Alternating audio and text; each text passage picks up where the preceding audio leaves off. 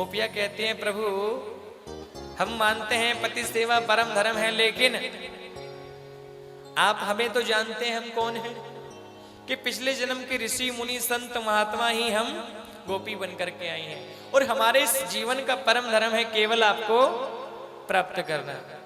किसी भी तरह से आपकी प्राप्ति हो जाए, यही हमारे जीवन का परम धर्म है। और आप बात करते हो पतिव्रत धर्म की, तो उसकी एक बात बता देते हैं आपको। देखो वो जो हमारे हैं वो मिट्टी के पति हैं, लेकिन सबके पति तो आप हैं।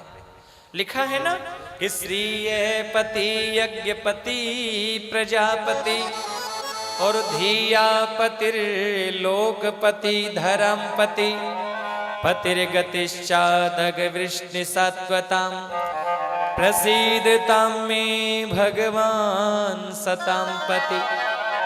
हे प्रभु आप तो सबके पति हैं, श्रीय पति, आप माता लक्ष्मी के पति हैं,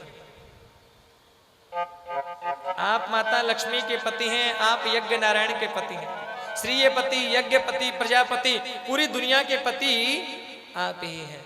पति का मतलब क्या?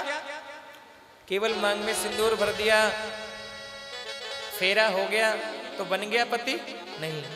पति का मतलब है जो रक्षा करे।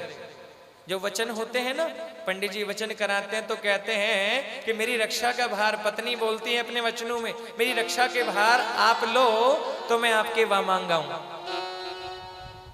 जो पति पूर्ण रूप से पत्नी का ध्यान रखे वो पति पूजनीय है। महाराज कोई दारू पी करके केवल लड़ाई करे, झगड़ा करे, मारपीट करे, वो पति पूजने थोड़ी है। फिर उसकी भी पूजा होगी महाराज। लिखा है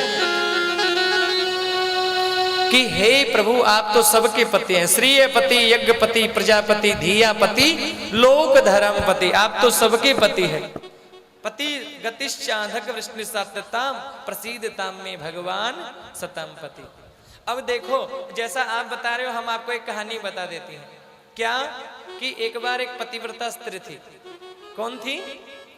एक पतिव्रता स्त्री थी, अपने पति को भोग लगा करके पत्नी फिर कुछ खाती थी।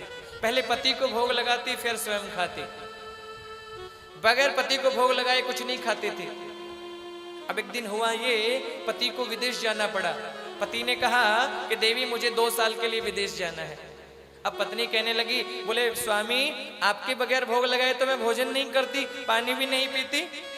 अरे आपके चरण छू करके मैं पानी पीती हूँ, आपका संध्या को मुंह देख करके मैं भोजन करती हूँ, और आप चले जाएंगे तो मेरा क्या होगा? कहते पति ने एक अपनी मिट्टी की मूर्ति बना करके पत्नी को दे दी और कहा देवी जब तक मैं आऊं ना तब तक आप इस मिट्टी की मूर्ति की पूजा करना, इस मिट्टी की मूर्ति का पूजन करके जल पीना, और इस मिट्टी को मूर्ति को मेरी मूर्ति को देख करके आप भोजन कर लेना। वो पतिव्रता स्त्री ने ऐसा ही किया, रोज उसे देख करके प्रणाम कर लेती, जल पी लेती, भोजन करती, शाम को उसको दर्शन करके। दिन निकलता गया महाराज, 2 साल व्यतीत हो गई। एक बार हुआ ये, 2 साल बाद पति विदेश से वापस लौट करके आ गए। विदेश से लौट करके आए, दरवाजे पर पति खड़े हैं, दरवाजा खटखटा रहे हैं, देवी खोलो, देवी खोलो। और बताओ वो स्त्री उस मिट्टी की मूर्ति की पूजा कर रही है, वो स्त्री मिट्टी की मूर्ति की पूजा कर रही है। तो प्रभु आप बताइए कि उस स्त्री को पहले मिट्टी की मूर्ति की पूजा करनी चाहिए या जाकर के जो पति दरवाजे पर आ गए दरवाजा खोलना चाहिए? क्या करना चाहिए? यही बात भगवान श्री कृष्ण ने कहा देवी इसमें पूछना क्या है? अरे जब सच्चे पति दरवाजे पर आ गए, सच्चे पति जब दरवाजे पर आ गए हैं तो मिट्टी की मूर्ति की पूजा काहे को करनी है? गोपी कहती है प्रभु न्याय तो आपने स्वयं ही कर दिया। अरे जब आप सच्चे पति हमें प्राप्त हो गए, हमारे तो इस जीवन का परम उद्देश्य था केवल आपको प्राप्त करना। जब आप प्राप्त हो गए तो हमें अब संसार में भटकना नहीं है। कहते हैं भगवान ने गोपियों की परीक्षा ली और गोपियां पास हो गई। गोपियों की परीक्षा ली, गोपियां पास हो गई। और कहते हैं भगवान ने सभी गोपियों के साथ में पावन रास किया है। ऐसा सुंदर रास किया है, ऐसा सुंदर रास किया महाराज कि जिसको देखने के लिए देवता आदि भी आए हैं। भगवान शंकर गोपी रूप बना करके आए हैं और सभी आज लाखों गोपियां और लाखों कृष्ण बन गए। एक कृष्ण के अंदर से लाखों कृष्ण बन गए, क्योंकि वो साधारण जीव थोड़ी है, वो साक्षात नारायण है।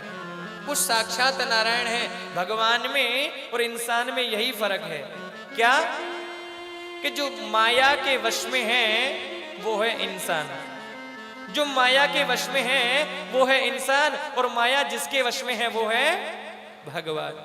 जिसके वश में माया है वो भगवान, और जो इंसान माया के वश में है वो इंसान होता है। भगवान ने लाखों रूप धारण किए और सभी गोपियों के साथ में मिलकर के पावन रास किया है। ऐसा सुंदर रास किया, ऐसा सुंदर रास किया महाराज। कैसा लिखा है,